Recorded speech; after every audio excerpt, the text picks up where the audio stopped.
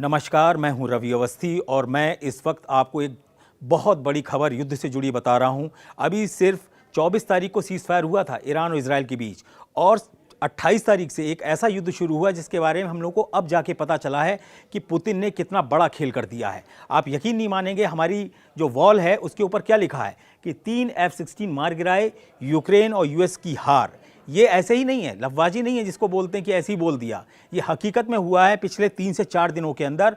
और आप यकीन नहीं करेंगे कि जर्मनी पर जो हमला हुआ है वो भी रूस की केजीबी ने कर दिया है। यानी कि अघोषित रूप से रूस ने जर्मनी को अपना दूसरा टारगेट बना लिया है। पहला यूक्रेन है। अगर नेटो देशों की बात करें तो पहला नेटो देश जो है वो जर्मनी बनने जा रहा है, जिसके ऊपर रूस ने केजीबी के थ्रू अटैक किया है। ठीक वैसे ही जैसे यूक्रेन की SBU जो खुफिया एजेंसी है वो रशिया के अंदर धमाकेदार अटैक कर रही थी। उसने कई एयरबेस भी अभी रशिया के कुछ हफ्ते पहले उड़ाए थे। हम आपको आज की खबर में 2-3 चीज़ें बताना बहुत ज़रूरी है और आपको समझना भी बहुत ज़रूरी है। पहली बात यह है कि ऐसा क्या हुआ कि सीज़ फायर के तुरंत बाद पुतिन ने एकदम बहुत स्पीड में, कहते हैं ना, पूर्वी यूक्रेन के ऊपर धमाकेदार हमले शुरू कर दिए और यूक्रेन को संभलने का मौका ही नहीं दे रहे हैं। ऐसा क्या हुआ कि 24 और 25 तारीख को नेटो की एक बहुत बड़ी मीटिंग द नीदरलैंड्स के हेग में हुई और उसके तुरंत बाद पुतिन या कहें उनकी रूसी सेना के 1 लाख सैनिक अकेले पूर्वी यूक्रेन के प्रकोस एक शहर है उसको पूरी तरीके से कब्जा करने में जुट गए हैं। आखिर ऐसा क्या हुआ है कि नेटो कह रहा है कि हमको रूस को उसी तरीके से हराना होगा जैसे इजराइल और अमेरिका ने मिलकर ईरान को हराया है। ये जो सारे समीकरण हैं उसने इस युद्ध को बहुत ही भयावह बना दिया है। और इस बीच में 26 और 27 तारीख को जो रूस के विदेश मंत्री हैं सरगेई लावरोव, उन्होंने क्या बोला है कि याद रखिएगा कि अगर रूस को घेरने की कोशिश की गई तो आप यकीन मानिए कि रूस एक ऐसा हमला करने वाला है जो किसी परमाणु धमाके से कम नहीं होगा। उन्होंने इनडायरेक्टली कुछ ऐसा बोला है कि रूस का जो परमाणु सिद्धांत है वो बदल चुका है और इस बात को सारे नेटो देश अच्छे तरीके से समझ लें। यानी कि रूस जो है वो परमाणु युद्ध की तैयारी कर चुका है या कर रहा है। और पुतिन ने तो बोला है कि अब तो हम रेगुलर प्रैक्टिस करते रहते हैं कि अगर हमें परमाणु युद्ध की ज़रूरत ना पड़े, लेकिन अगर ज़रूरत पड़ी तो रूस इसके लिए तैयार है। अब हम खबर पर आते हैं, पहली खबर पर कि खबर है क्या। आज की जो सबसे बड़ी खबर है वो ये है कि जो अमेरिकी निर्मित यानी कि अमेरिका के बने हुए जो F-16 यूक्रेन को मिले थे जिससे वो लगातार हमले कर रहा था, वो F-16 को रशिया के एयर डिफेंस ने और फाइटर जेट्स ने उड़ा दिया है। रशिया के जो कहते हैं एयर डिफेंस है वो इस समय कमाल का काम कर रहा है और उससे बहुत ज़्यादा परेशान जेलेंस्की हैं। बार बार मांग रहे हैं कि हमको बढ़िया एयर डिफेंस दीजिए ताकि हम रूस के हमलों से बच सकें। अब इसमें क्या हुआ है कि जो F-16 को हिट किया है वो उस वक्त हिट किया गया जब F-16 के बारे में यूक्रेनी सेना का दावा है कि उसने Mi-28 और Mi-26 जैसे हेलीकॉप्टर्स को उड़ा दिया था रशिया के, जो अटैक करने के लिए पूर्वी यूक्रेन के कुछ इलाकों में आ रहे थे। कुछ ड्रोन्स भी थे जो शाहिद ड्रोन थे ईरान से मिले हुए, उनको भी उसने मारा। लेकिन जब 7वां टारगेट हिट कर लिया F-16 ने, उसके बाद जब वो वापस एक और टारगेट को हिट करने जा रहा था, उसी वक्त रशिया की एक अचूक मिसाइल ने, उस मिसाइल के बारे में अभी बताया नहीं गया ना रशिया की तरफ से ना यूक्रेन की तरफ से, लेकिन उस F-16 को उड़ा दिया है रूस की सेना ने। रूस की सेना का दावा है कि हमने अब तक जो सबसे एडवांस एयरक्राफ्ट माने जाते हैं यूक्रेन के लिए F-16, ऐसे 3 F-16 अब तक हम पिछले 3 से 4 महीने में उड़ा चुके हैं। ये जो धमाकेदार दावे किए जा रहे हैं उसी के बीच में अब जेलेंस्की ने पूरा प्रेशर क्रिएट किया हेग में जाकर 24 और 25 जून को कि देखिए आज यूक्रेन बुरी तरीके से जो है वो चोट खा रहा है, उस पर हमले हो रहे हैं, लोग तमाशा देख रहे हैं, आप लोग इजराइल और ईरान के युद्ध में व्यस्त हो, आप ध्यान ही नहीं दे रहे हो कि यूक्रेन में हो क्या रहा है। और यूक्रेन में पिछले 28-29 तारीख जो जून है उसमें जो हमले हुए उसका थोड़ा आंकड़ा समझ लीजिए। लगभग 500 ड्रोन, याद रखिए, लगभग 500 ड्रोन रशिया ने एक झटके में अटैक किया है यूक्रेन के 12 शहरों पर, और जिसमें से जो पूर्वी यूक्रेन का बहुत बड़ा इलाका है उसको बहुत बुरी तरीके से तबाह किया है। हालांकि यूक्रेन का दावा है कि उसने उसमें से करीब 260 या 270 के करीब ड्रोन्स को मार गिराया है, लेकिन ये दावे जो हैं वो उस नुकसान को देखकर हवा उसकी निकल रही है जो यूक्रेन के अंदर दिखाई दे रहा है। यूक्रेन के जो 4 इलाके हैं उस पर पुतिन ने पूरा फोकस कर दिया है। पुतिन ने अभी कुछ दिन पहले भी बोला था और गुस्से में बोला था कि याद रखिए दुनिया कि जहाँ जहाँ रशियन कहते हैं ना फोर्सेस यानी कि सैनिकों के पैर पड़ते जाएंगे यूक्रेन में, वो ज़मीन जो है वो रशिया की होती जाएगी। यानी कि पुतिन ने इसलिए ऐसी बात बोली क्योंकि उनको ये अच्छे से एहसास हो चुका है कि जिस तरीके से ईरान को घेर कर कहते हैं ना मारा गया या उसको दबाया गया, उसके लोगों को नुकसान पहुंचाया गया, उसी तरीके से हो सकता है कि ये लोग उसका ट्रायल हमारे ऊपर, रशिया के ऊपर भी करें।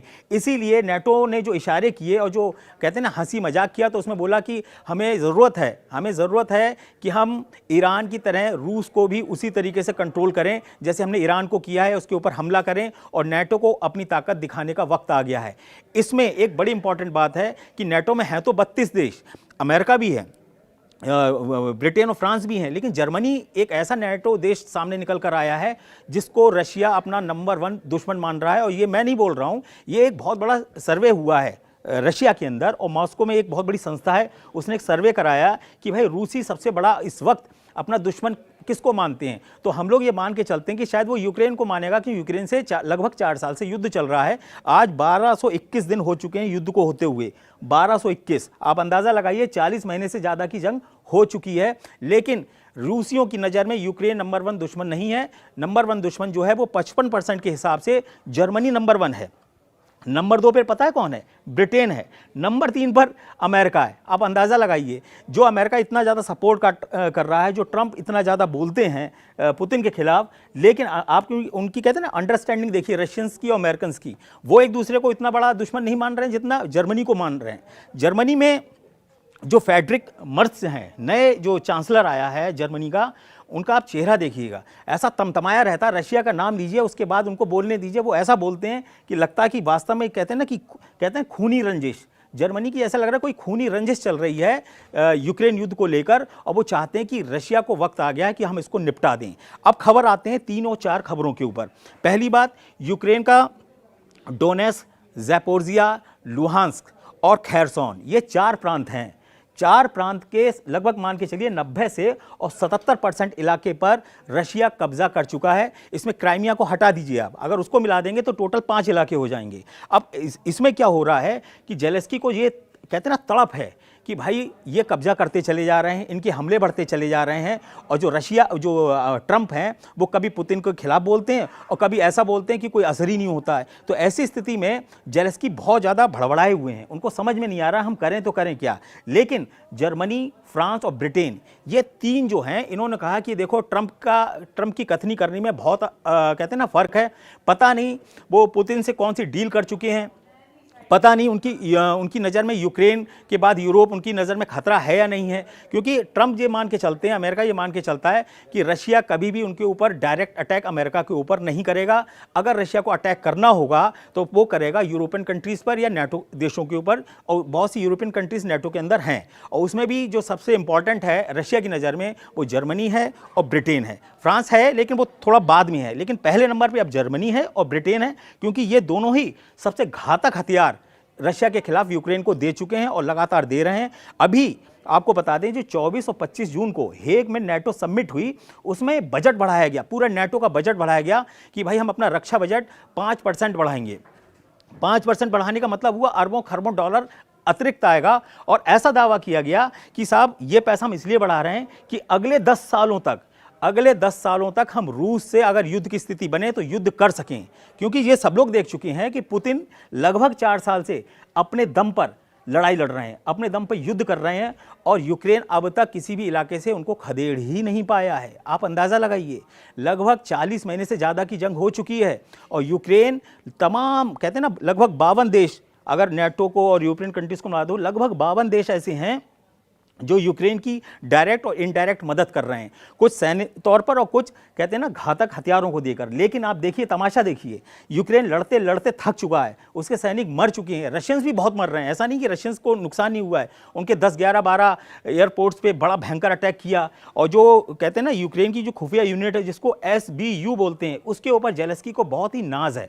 इसलिए है क्योंकि उसी ने सबसे इंपॉर्टेंट जो मॉस्को में ठिकाने थे रशिया के, उनको मारा।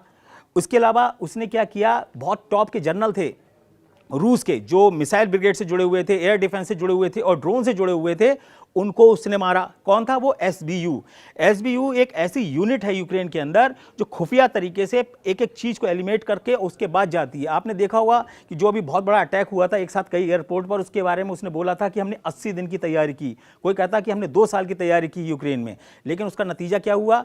पुतिन और ज़्यादा गुस्से में आ गए, उन्होंने भी सिर्फ 1 8 दिन पहले एक बयान दिया कि याद रखिएगा नेटो, जो आप ये ड्रामा कर रहे हो ना रूस को घेरने का, उसको मारने का, और आप अगर रूस को ईरान समझते हो, अगर रूस को आप ईरान समझते हो तो सबसे बड़ी भूल है, क्योंकि रूस और ईरान में बहुत अंतर है। इसलिए क्योंकि उसके पास 5000 से ज़्यादा कहते हैं ना एटम बॉम्ब है, वो उसको देर भी नहीं लगेगी, वो कब कहाँ किसको मार देगा पता भी नहीं चलेगा, मिसाइलें वहाँ तक पहुँचने से पहले वो आपको भस्म कर देगा। आप इसी से अंदाज़ा लगाइए कि पुतिन ने एक बड़ा अच्छा गेम खेला।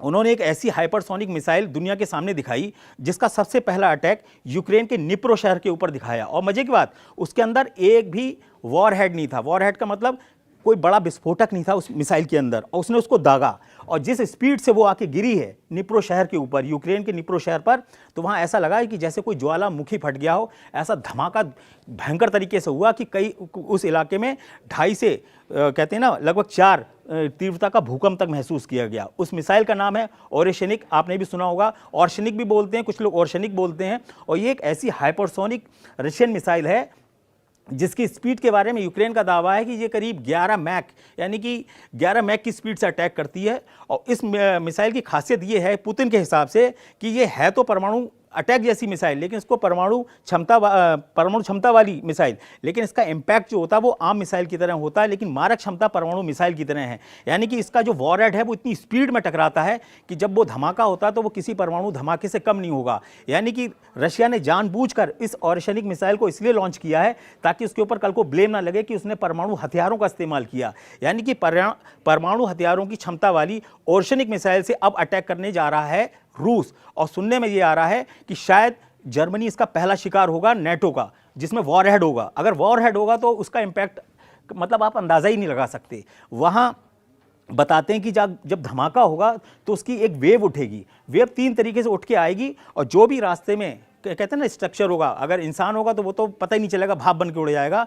घर, बड़ी बड़ी बिल्डिंगें जो हैं वो कतई बुरादा बन जाएंगी, चूरा हो जाएगा उनका। ऐसी मिसाइल है वो खतरनाक ऑर्शनिक मिसाइल। इसीलिए उसको बोलते हैं कि वो सूरज की जो सतह होती है उसका जो तापमान होता है उस तापमान को पैदा कर देती है ज़मीन के अंदर। तो आप अंदाज़ा लगाइए इतने तापमान में कौन जिंदा रहेगा, सब चीज़ें पिघल जाएंगी। और इतना भयंकर इम्पैक्ट है, कुछ तो कह रहे हैं कि अगर ज़रूरत से ज़्यादा उसका तापमान हो गया इम्पैक्ट का तो चीज़ें शीशा बन सकती हैं। जब बहुत भयंकर तापमान हो जाता है खास इम्पैक्ट में, जैसे उपग्रहों में होता है या ऊपर उल्कापिंड आके गिरते हैं, तो ऐसी स्थिति में बहुत ही ठोस तरीके का शीशा बन जाता है। कुछ इस तरीके का अटैक करने को है। अब सवाल उठता है कि हमने यहाँ पे जो लिखा है कि जर्मनी पे हमला और पूर्वी यूक्रेन पर कब्जा, ये अब 2 ही मकसद रह गए हैं रूस के और पुतिन के। पुतिन ने बोला है कि मेरी ये जीवन की मेरी आखिरी लड़ाई है, उसको मैं ख़त्म नहीं होने दूंगा जब तक कि हमारा मकसद पूरा नहीं हो जाएगा। मकसद उनका क्लियर है, मुझे 4 प्रांत चाहिए। आप अभी भी समझौता, अभी अगर कोई पुतिन को बोले या जेलेंस्की जाके पुतिन को बोलें कि ठीक है सर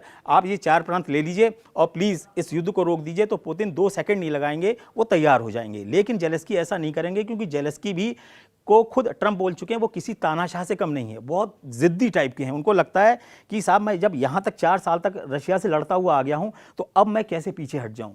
यही वजह है कि अब रशिया ने क्या किया है, अपनी केजीबी को लॉन्च कर दिया है। सबसे पहले उसने लॉन्च कहाँ किया, जर्मनी में। जर्मनी में उसने क्या किया कि नेटो के बहुत सारे सैनिक वाहन जो कहते हैं ना बहुत ही महंगे, करोड़ों रुपए का एक बताते हैं 15-15, 20-20 या 30-30 करोड़ का एक ट्रक है वो बारूदी सुरंगें और मिसाइलों को ढोने के काम आता है। उस ट्रक को जाना था यूक्रेन के अंदर, और केजीबी ने क्या किया, ठीक यूक्रेन की एसबीयू की तरह, खुफिया एजेंसी की तरह उसको पूरा भस्म कर दिया। वहाँ किसी को ये नहीं पता चला कि आखिर ये ट्रक को जलाया कैसे, उसमें आग कैसे लगी। और उस पर जांच बैठी हुई जर्मनी के अंदर, और जो मर्स वहाँ के चांसलर हैं उन्होंने बोला कि हम इसकी तह में जाएंगे, और अगर रशिया ने हमारे ऊपर ये अटैक कर दिया है तो जर्मनी बहुत ज़बरदस्त पलटवार करेगा। और जर्मनी, आपको मान के चलिए, जर्मनी को नेटो के देशों ने काबू में कर रखा है कि भाई देखो पुतिन के संग ज़्यादा बहस करने की ज़रूरत नहीं है। अगर ज़्यादा लंबा तुमने इधर उधर की भाषणबाजी की तो ऐसा ना हो कि वो हम पर अटैक कर दे, क्योंकि ब्रिटेन को भी अच्छे से पता है कि हम रशिया से लड़ तो सकते हैं लेकिन टिक नहीं पाएंगे। दिक्कत ये है, जर्मनी को ये लगता है। जर्मनी के जो चांसलर हैं उन्होंने भाषण दिया हेग के अंदर और बोले कि आप लोग इतना डरते क्यों हैं। उन्होंने हंगरी के प्रधानमंत्री विक्टर ओरबन को इशारा करते हुए बोला, क्योंकि वो भी, हंगरी जो है वो नेटो का ही सदस्य देश है, उनसे बोला कि अगर आप अपने हथियारों को टेस्ट नहीं करेंगे रशिया के ऊपर तो एक दिन क्या होगा कि रशिया आपसे पहले हम पर अपने हथियार टेस्ट कर देगा, फिर आपके ये हथियार किस काम के। चांसलर का ये कहने का मतलब था कि अब वक्त आ गया है, हमें अपने मतभेद दूर करने हैं, क्योंकि हंगरी जो है वो जो है कट्टर समर्थक माना जाता है रशिया का, है तो वो नेटो देश, लेकिन समर्थक वो माना जाता है पुतिन का।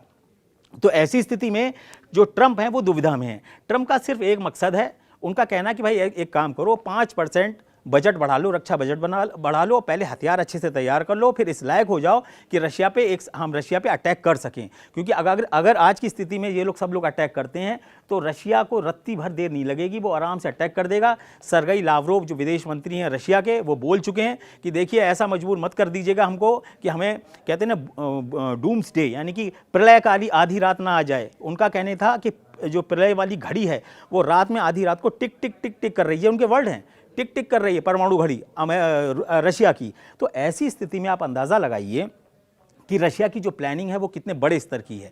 अब सबसे बड़ी इंपॉर्टेंट बात यह है कि अगर पुतिन 32 देशों से लड़ेंगे तो क्या वो टिक पाएंगे। बहुत से विशेषज्ञों का कहना है कि याद रखिए, भले ही नेटो में 32 देश आपको दिखाई दे रहे हों, लेकिन इसमें से आधे देश ऐसे हैं जो रशिया से लड़ने को नहीं जाएंगे। चाहे भले ही उनका वो आर्टिकल 5 हो चाहे कोई हो, वो जाएंगे, वो अपने हथियार दे देंगे, लेकिन वो ये नहीं चाहेंगे क्योंकि वो डायरेक्ट मोर्चा खोलें। हाँ, एक इसमें देश है पोलैंड।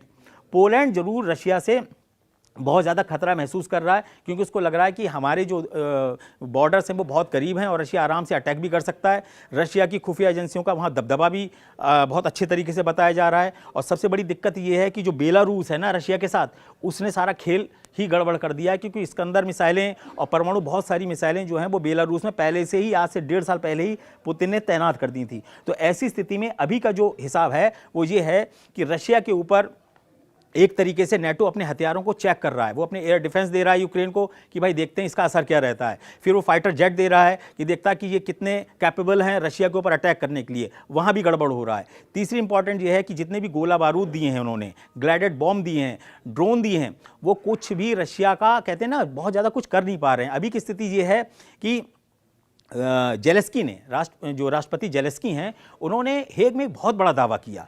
आप अंदाज़ा लगाइए, जो आंकड़े हम लोग को पता नहीं चलते हैं वो कभी कभी भाषणों में सामने आते हैं।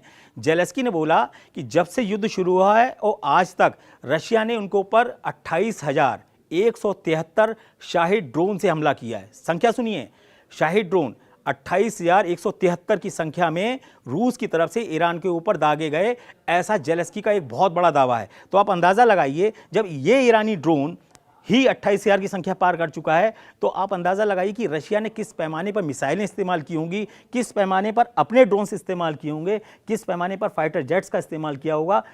सुखोई 34, सुखोई 30 और उसके मिग 29 की जो सीरीज़ है वो इतनी ज़बरदस्त है जिसका ये लोग मुकाबला नहीं कर पा रहे हैं। इसीलिए लोग बार बार कह रहे हैं कि पुतिन से पंगा मत लो। अगर लंबा युद्ध चला तो ये आप यकीन मानिए कि पुतिन जो है वो रौंदने में देर नहीं लगाएंगे। अभी तक यूक्रेन की 27 कहते हैं फीसदी, यानी कि 27% ज़मीन पर रूस का कब्जा हो चुका है और अभी भी रूस रुकने वाला नहीं है। रूस ने जिस तरीके से प्रक्रोस्ट में 1 लाख सैनिकों को भेजा है, उसको लेके एलेक्जेंडर सिरेस्की जो यूक्रेन के जनरल हैं, उन्होंने बोला है कि भाई रशिया ने क्या किया है कि कुर्स्क में हमने जब उनके जो 63,000 सैनिक थे उनको जब घेरा तो उन्होंने क्या किया है, प्रक्रोस्ट के अंदर पूरा अपना फोकस कर दिया। इसके लिए पुतिन ने स्पेशली 1 लाख सैनिक भेज दिए।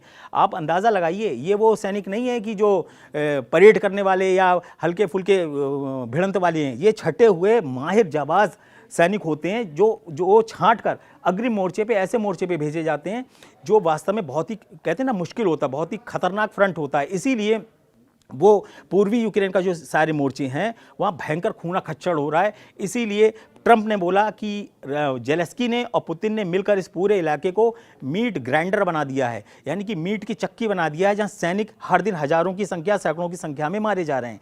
कुल मिला के स्थिति ये हो गई है कि अब जो यूक्रेन के हथियार हैं वो तबाह हो रहे हैं और उसमें जो नेटो के हथियार हैं, जो यूरोपियन कंट्रीज़ के हथियार हैं, उनका कहते हैं ना उनको भस्म करने में रशिया लगा हुआ है। और सबसे इंपॉर्टेंट बात ये है कि ईरान और इजराइल के सीज़फायर के बाद से पुतिन को यह एहसास हो चुका है कि अब इन लोगों का सारा फोकस हमारी तरफ होगा। इसीलिए उन्होंने कहा कि ये हम पे पहले बड़ा अटैक करें, हम ही एक बहुत बड़ी जंप लगाते हैं और पूरा पूर्वी यूक्रेन अगर हम कब्जा कर लेंगे और कल को जब हमारी डील्स होंगी, जब शांति वार्ता अगर होने की उम्मीद होगी, तब हम बहुत अच्छी तरीके से बार्गेनिंग भी कर लेंगे और यूक्रेन का जो घमंड है उसको भी हम चूर करेंगे और जो रूस का टारगेट है वो उसको हम अचीव करेंगे। यही पुतिन की सोच है। मैं आपको अगले 24 से 26 घंटे के अंदर इस बड़ी जंग के ऊपर बहुत बड़े अपडेट दूंगा, क्योंकि जब मान के चलिए जब 1 लाख सैनिक पूर्वी यूक्रेन में पहुंच चुके हैं तो बड़ा धमाका होगा और निश्चित रूप से यूक्रेन को बचाने के लिए नेटो, खासतौर से जर्मनी जैसे देश अपना एड़ी चोटी का जोर जरूर लगाएंगे। और मुझे पूरी उम्मीद है कि पुतिन इन हमलों का उसी तरीके से जवाब देंगे जैसे लगभग 4 साल से चल रही इस जंग को वो देते आए हैं। नमस्कार।